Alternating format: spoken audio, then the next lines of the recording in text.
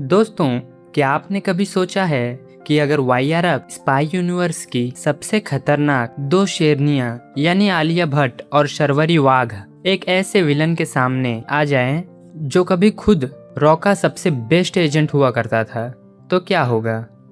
जी हाँ, मैं बात कर रहा हूँ हाल ही में रिलीज हुई फिल्म अल्फा की, जहाँ बॉबी देओल ने एक बार फिर विलन बनकर तबाही मचा दी है।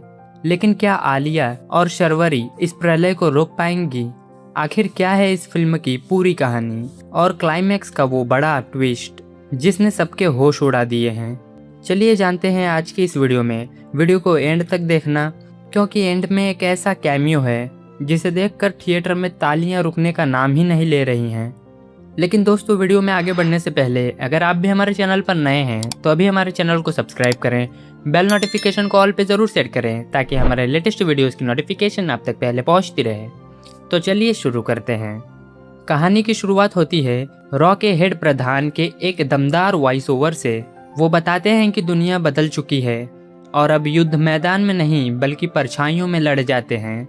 इस नए दौर के खतरों से निपटने के लिए रॉ ने एक सीक्रेट विंग बनाया है, अल्फा। इस विंग का मकसद है ऐसे एजेंट तैयार करना जो नियमों से परे जाकर देश की रक्षा कर सकें। यहाँ एंट्री होती है आलिया भट्ट की। आलिया रॉ की सबसे होनहार लेकिन अनप्रेडिक्टेबल एजेंट है। वो जितनी शांत दिखती हैं उतनी खतरनाक हैं। फिल्म के ओपनिंग सीन में आलिया को वियना में एक हाई प्रोफाइल टेरर फाइनेंसर को जाल में फंसाते हुए दिखाया जाता है। ये एक्शन सीक्वेंस बेहद स्टाइलिश है, जहां आलिया बिना किसी हथियार के सिर्फ अपनी बुद्धिमानी और मार्शल आर्ट से पूरे ठिकाने को तबाह कर देती हैं। दूसरी तरफ एंट्री होती है शर्वरी की। शर्वरी एक टेक सेवी, मॉडर्न और बेहद आक्रामक ऑन फील्ड एजेंट हैं। जहां आलिया दिमाग से काम लेती हैं, वहीं शर्वरी का मानना है कि पहले वार करो और सवाल बाद में करो। इन दोनों की पर्सनैलिटी एक दूसरे से बिल्कुल अलग है और यही इस फिल्म की यूएसपी है। रॉ को खबर मिलती है कि एक बेहद खतरनाक और अज्ञात क्रिमिनल सिंडिकेट भारत पर एक बहुत बड़े साइबर और केमिकल अटैक करने की प्लानिंग कर रहे हैं। इस मिशन को नाम दिया जाता है ऑपरेशन रेड डॉन। प्रधान इस मिशन के लिए आलिया और शर्वरी को एक साथ काम करने का आदेश देते हैं। शुरुआत में दोनों के बीच जबरदस्त ईगो क्लैश देखने को मिलता है। शर्वरी को लगता है कि आलिया बहुत पुरानी सोच की है, जबकि आलिया को लगता है शर्वरी का गुस्सा एक दिन उसे ले डूबेगा। दोनों का पहला जॉइंट मिशन होता है बैंकॉक में, जहां उन्हें इस सिंडिकेट के एक कुरियर को पकड़ना होता है। बैंकॉक के फ्लोटिंग मार्केट में एक कमाल का लाइव चेस सीक्वेंस होता है। यहाँ दोनों की अनबन की वजह से कुरियर लगभग भागने ही वाला होता है, लेकिन आखिरी वक्त पर आलिया की प्लानिंग और शर्वरी की फिजिकल स्ट्रेंथ की वजह से वो उसे पकड़ लेती हैं। यहीं से दोनों के बीच एक अनकहा तालमेल बनना शुरू होता है। कुरियर से पूछताछ करने के बाद जो नाम सामने आता है, उससे पूरा रॉ हेडक्वार्टर में सन्नाटा छा जाता है। वो नाम है कबीर मल्होत्रा। कबीर मल्होत्रा एक आम विलन नहीं है, वो रॉ का ही एक पूर्व एजेंट रह चुका है, जिसे सालों पहले एक मिशन में मरा हुआ मान लिया गया था। कबीर अब एक ग्रे एम्पायर चला रहा है। उसका मानना है कि देश ने उसके बलिदान की कोई कदर नहीं की और अब वो भारत की पूरी सुरक्षा प्रणाली को ही घुटनों पर लाना चाहता है। बॉबी देओल का लुक बेहद क्रूर, दाढ़ी वाला और आंखों में एक अजीब सा पागलपन लिए हुए है। कबीर के पास एक सूटकेस है जिसमें प्रोजेक्ट प्रलय के कोड्स हैं। यह एक ऐसा डिजिटल वायरस है जो भारत के सभी न्यूक्लियर ग्रिड्स को हैक करके उन्हें आपस में टकरा सकता है। कबीर इस वायरस को ब्लैक मार्केट में सबसे ऊंची बोली लगाने वाले को बेचने वाला है। आलिया और शर्वरी को पता चलता है कि कबीर स्पेन के एक आलीशान और सुरक्षित कैसीनो में इस वायरस की डील करने वाला है। दोनों अपनी पहचान बदलकर कैसीनो में एंट्री करती हैं।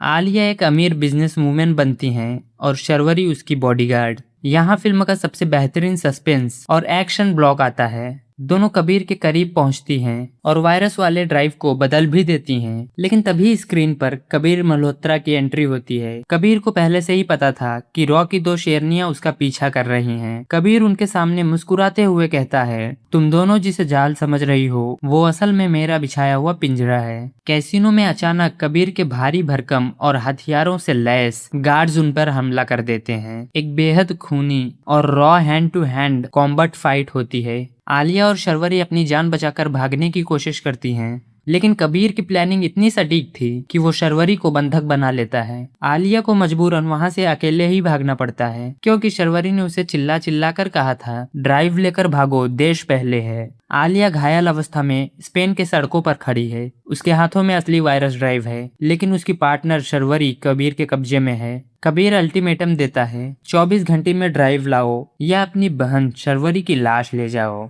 इंटरवल के बाद आलिया टूटती नहीं है, बल्कि उसका अल्फा रूप बाहर आता है। वह प्रधान से संपर्क करती है, लेकिन प्रधान सरकार के दबाव में हाथ खड़े कर देते हैं, क्योंकि स्पेन में आधिकारिक तौर पर रॉ कोई ऑपरेशन नहीं कर सकता। आलिया तय करती है कि वह अकेले जाएगी। वो कबीर के सीक्रेट ठिकाने, जो कि साइबेरिया के बर्फीले पहाड़ों के बीच एक पुरानी मिलिट्री बंकर है, का पता लगा लेती है। साइबेरिया के -डिग्री तापमान में आलिया अकेले कबीर के आर्मी बेस पर हमला करती है। यहाँ का स्नो एक्शन सीक्वेंस विजुअल काफी ग्रैंड है। आलिया बंकर के अंदर घुसती है और शर्वरी को ढूंढ निकालती है, जिसे कबीर ने बेरहमी से टॉर्चर किया होता है। शर्वरी को आजाद करने के बाद दोनों लड़कियां एक बार फिर साथ आती हैं। जब आलिया और शर्वरी बंकर से बाहर भागने की कोशिश कर रही होती हैं, तो कबीर की पूरी सेना उन्हें घेर लेती है। गोलियों की बौछार के बीच जब लगता है कि सब खत्म हो गया, तभी एक स्मोक ग्रेनेड गिरता है। धुएं के बीच टाइगर की धमाकेदार एंट्री होती है। वो कैमियो कैरेक्टर इन दोनों को बैकअप देता है। कबीर की आधी सेना को वो अकेले ही संभालता है और आलिया शर्वरी से कहता है, लड़कियों तुम मेन विलन को संभालो, इन कचरों को मैं देखता हूँ।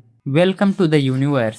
कैमियो की मदद से आलिया और शर्वरी कबीर मल्होत्रा के पर्सनल स्केप हेलीपैड तक पहुंच जाती हैं। कबीर हेलीकॉप्टर से वायरस को एक्टिवेट करके भागने की फिराक में है। अब शुरू होता है अंतिम मुकाबला। आलिया और शर्वरी बनाम बॉबी देओल का कैरेक्टर अपनी दैत्य जैसी ताकत का इस्तेमाल करता है और दोनों लड़कियों पर भारी पड़ता है। वो शर्वरी को उठाकर फेंक देता है और आलिया का गला दबाने लगता है। कबीर कहता है, तुम लड़कियां मेरा साम्राज्य नहीं रोक सकती। तभी शर्वरी उठती है और कबीर के पैर पर रॉड से हमला करती है। आलिया खुद को छुड़ाती है। इसके बाद जो कोरियोग्राफी है, वो भारतीय सिनेमा में महिलाओं के एक्शन के स्तर को बहुत ऊपर ले जाती है। दोनों मिलकर कबीर को घेरती हैं। आलिया अपनी फुर्ती का इस्तेमाल करती हैं और शर्वरी अपनी ताकत का। आखिरी सीन में कबीर हेलीकॉप्टर के रोटर ब्लेड के पास गिरने वाला होता है। वो वायरस ड्राइव को नीचे खाई में फेंकने की धमकी देता है। आलिया हवा में छलांग लगाकर ड्राइव को कैच कर लेती हैं और शर्वरी कबीर को लात मारकर हेलीपैड से नीचे बर्फीले खाई में गिरा देती है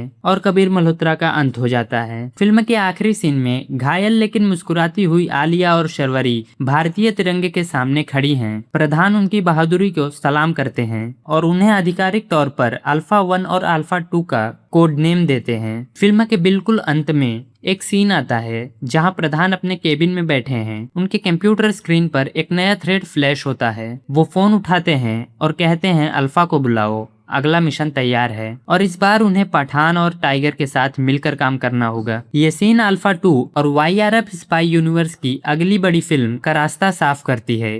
तो दोस्तों, ये थी फिल्म अल्फा की पूरी कहानी। अगर आपको ये वीडियो पसंद आई हो तो अभी इस वीडियो को लाइक करें, चैनल को सब्सक्राइब करें और बेल नोटिफिकेशन को ऑल पे जरूर सेट करें, ताकि हमारे लेटेस्ट वीडियोस की नोटिफिकेशन आप तक पहले पहुंचती रहे। और दोस्तों, जाने से पहले कमेंट में ये बताते जाइएगा कि अगली वीडियो आपको कौन से फिल्म पर चाहिए। तो मिलते हैं आपसे किसी अगली एक्सप्लेनेशन वीडियो में। तब तक के लिए बाय बाय।